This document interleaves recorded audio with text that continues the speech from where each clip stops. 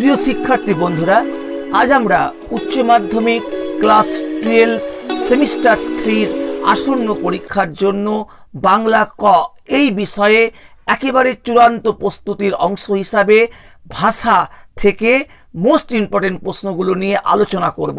আজকে আমরা প্রথম অধ্যায় ভাষাবিজ্ঞান ও তার শাখা পোশাখা থেকে প্রথমে 20টি, তারপর 12টি, টোটাল 32টি প্রশ্ন নিয়ে আলোচনা করব। তবুও তোমাদেরকে টেক্সট বই কিন্তু খুব ভালোভাবে পড়ে নিতে হবে। তাহলে দেখো, 1 নম্বর প্রশ্ন, তুলনামূলক ভাষাবিজ্ঞানের সূত্রপাত করেছিলেন? উত্তর কি হবে? Sir William Jones. এই যে প্রশ্নগুলো তোমাদের 4টে করে পরীক্ষাতে অপশন থাকবে অবশ্যই, কিন্তু আমরা এখানে সঠিক উত্তরটি কেবলমাত্র বলছি।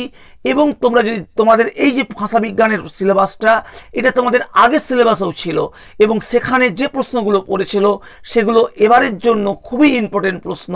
সেই প্রশ্নগুলো আমরা প্রথমের দিকে রেখেছি, তোমাদেরকে খুব ভালোভাবে তৈরি করে নিতে হবে। এবং তার সঙ্গে তোমরা যদি বই খোলো, দেখবে একদম বই থেকে ডাইরেক্ট তোমাদের সরাসরি বইয়ের লাইন তুলেই কিন্তু প্রশ্ন এসেছে। সুতরাং টেক্সট বইটা ভালোভাবে প্রত্যেকটি ইম্পর্টেন্ট জায়গা তোমাদের পড়তে হবে।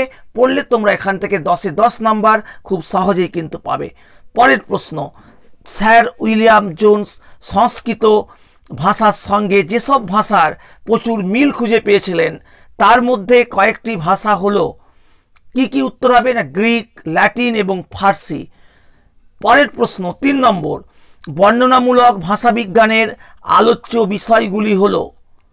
উত্তর কি হবে না ধ্বনিবিজ্ঞান ও ধ্বনিতত্ত্ব, রূপতত্ত্ব, বাক্যতত্ত্ব এবং শব্দার্থ তত্ত্ব। পরের প্রশ্ন 4 নম্বর, বর্ণনামূলক ভাষাবিজ্ঞান আলোচনা করে?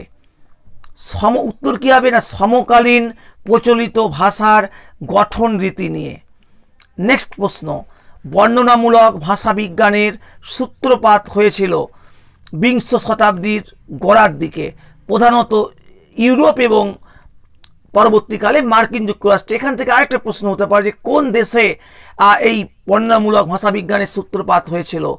এবং তাহলে এই যে প্রথম 5টা প্রশ্ন, এই প্রথম 5টা প্রশ্ন তোমাদের একদম তোমাদের ভাষাবিজ্ঞানের এবং ভাষাবিজ্ঞান ও তার শাখা পোশাখা এই প্রথম অধ্যায়টা খুললেই তোমরা দেখবে প্রথম যে অংশটা তোমাদের রয়েছে একদম প্রথম পেজে, সেখান থেকেই এই 5টা প্রশ্ন আছে। এবং এই 5টা প্রশ্নের মধ্যে তোমরা কমপক্ষে একটা প্রশ্ন কমন পাবে এবং 2টো প্রশ্ন তোমরা কিন্তু কমন পেতে পারো।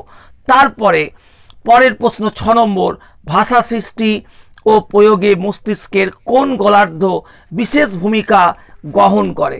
উত্তর কি হবে না বাম গোলার্ধ। উত্তর হবে বাম গোলার্ধ। যখন তোমরা এই অংশটা দেখবে তখন তোমাদেরকে অবশ্যই তোমাদের বইটা টেক্সট বইটা খুলে দেখতে হবে। দেখবে সেখানে তোমাদের যে বাম গোলার্ধ এবং ডান গোলার্ধ, কোন গোলার্ধে কোন অংশগুলো রয়েছে মস্তিষ্কের, কোন বিষয়গুলো কাজ করে সেটা কিন্তু পরিষ্কার করে বলে দেওয়া আছে। তোমরা দেখবে বই থেকে যে মস্তিষ্কের বাম গোলার্ধে তোমাদের বলা, লেখা, ভাষা, পড়া, গণনা, বিশ্লেষণ, চিন্তা, এই এতগুলো বিষয় ফাংশনটা নিয়ন্ত্রণ করে হচ্ছে বাম গোলার্ধ। আর মস্তিষ্কের ডান গোলার্ধে সামগ্রিক ভাষার সামগ্রিক বিকাশ, অভাষা প্রস্তুতি এবং রোমন্থন, ভাষাকে রোমন্থন করা, মনে রাখা, এই কাজগুলো করে হচ্ছে কি মস্তিষ্কের ডান গোলার্ধ। তাহলে তোমাদের এই অংশ যখন একটা প্রশ্ন দেখবে তখন তার সঙ্গে সঙ্গে তোমাদেরকে আর পারিপার্শ্বিক যে প্রশ্নগুলো থাকবে সেগুলোও তোমাদেরকে দেখে নিতে হবে। এবং তার জন্য টেক্সট বই যখন একটা প্রশ্ন দেখবে সেই প্রশ্নের সঙ্গে টেক্সট বইয়ের সারাউন্ডিংসের অংশগুলোও কিন্তু ভালোভাবে তোমাদেরকে দেখতে হবে। পরের প্রশ্ন দেখো, 7 নম্বর প্রশ্ন, কোনো লেখকের লেখার নিজস্ব রচনারীতির বিশ্লেষণকে বলা হয়? উত্তর হবে কি শৈলী বিজ্ঞান। বলা হয় তোমাদের শৈলী বিজ্ঞান। তোমাদের দেখবে শৈলী বিজ্ঞান যে অংশটা তোমাদের রয়েছে প্রথম অধ্যায়ে, সেই অংশটা তোমাদের কিন্তু খুব ভালোভাবে পড়তে হবে। এবং শৈলী বিজ্ঞান থেকে একটা প্রশ্ন আসার সম্ভাবনা খুবই বেশি রয়েছে। এবার শৈলী বিজ্ঞানে তোমাদের আরও ভাগ রয়েছে, যে মূল্যায়ন ভিত্তিক শৈলী বিজ্ঞান এবং বর্ণনামূলক শৈলী বিজ্ঞান। এই দুটো ভাগ কিন্তু ভালোভাবে দেখে রাখতে হবে। এখান থেকে একটা প্রশ্ন আসার সম্ভাবনা রয়েছে। যেমন মূল্যায়ন ভিত্তিক শৈলী বিজ্ঞান বলতে কি বোঝাচ্ছে না আসলে কোনো লেখার শৈলীর যে বৈশিষ্ট্যসমূহ সেটার প্রকাশ। আর বর্ণনামূলক শৈলী হচ্ছে কোনো লেখকের লেখার শৈলীর বিবরণ। যেমন তোমাদের বইতে দেখবে উদাহরণ দিয়ে বলে দেওয়া আছে বঙ্কিমচন্দ্রের লেখনীর সঙ্গে রবীন্দ্রনাথের লেখনীর পার্থক্য যদি আমরা দেখি, অর্থাৎ দুজন লেখকের লেখনীর পার্থক্য, সেইটা হচ্ছে মূল্যায়ন ভিত্তিক শৈলী। আর যখন আমরা রবীন্দ্রনাথের দুটো উপন্যাসের মধ্যে, যেমন চোখের বালির সঙ্গে শেষের কবিতা, একই লেখকের দুটো উপন্যাসে দুটো লেখার মধ্যে আমরা তার শৈলীর পার্থক্য করব, তখন সেটা হচ্ছে ডেসক্রিপটিভ বা বর্ণনামূলক শৈলী বিজ্ঞান। তাহলে আমাদেরকে এই একটা বিষয় পড়ার সঙ্গে সঙ্গে সারাউন্ডিংসের বিষয়গুলো কিন্তু পড়ে নিতে হবে। তারপরে দেখো তোমাদের যে পরের প্রশ্ন তোমাদের রয়েছে, যে 8 নম্বর প্রশ্ন, ভাষাবিজ্ঞানের দিক থেকে আদর্শ অভিধানে প্রতিটি এন্ট্রি বা শব্দের 3 স্তর থাকে। শব্দের গঠন যথা দিয়ে তোমাদের প্রশ্ন হবে যে কোন 3টি স্তর থাকে। 4টে অপশন দেওয়া থাকবে, উত্তর হবে শব্দের গঠনগত স্তর, অন্বয়গত স্তর এবং বাগার্থগত স্তর। এর মধ্যে শব্দের দিক থেকে বাগার্থগত স্তরটাই সবথেকে গুরুত্বপূর্ণ। পরের প্রশ্ন, এক ভাষার শব্দকে সেই ভাষাতেই যদি ব্যাখ্যা করা হয় তখন তাকে বলা হয় কি বলা হয় না একভাষিক অভিধান।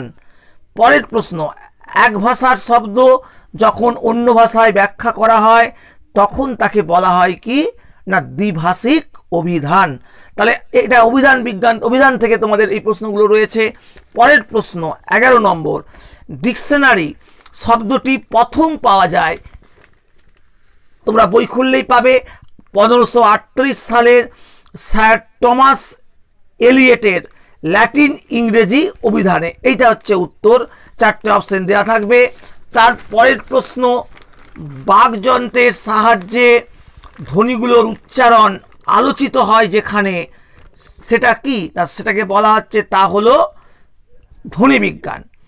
আর পরের প্রশ্ন, অর্থাৎ আমরা প্রথম যে 12টা প্রশ্ন বললাম, এই 12টা প্রশ্ন কিন্তু খুবই ইম্পর্টেন্ট প্রশ্ন, এবং এর পরের যে 8টা প্রশ্ন 13 থেকে 20 এটাও কিন্তু খুবই ইম্পর্টেন্ট প্রশ্ন, এবং আশা করা যায় এই প্রথম 20টা প্রশ্নের মধ্যেই তোমরা কিন্তু বেশিরভাগ প্রশ্ন কমন পেয়ে যাবে।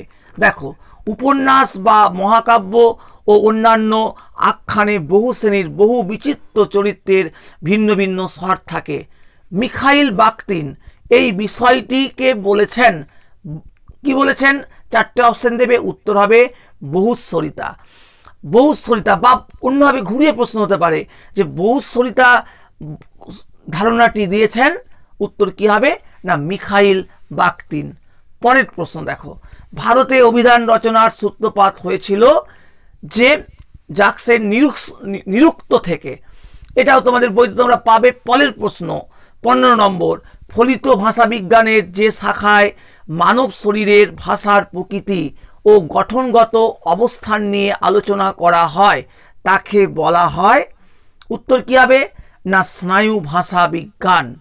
পরের প্রশ্ন, একটি ভাষারীতির মধ্যে অন্য রীতির শব্দ বা বাক্যখণ্ড ব্যবহার করা হয়, ব্যবহারকে বলা হয় কি বলা হয়? ব্যবহারকে না কোড বদল।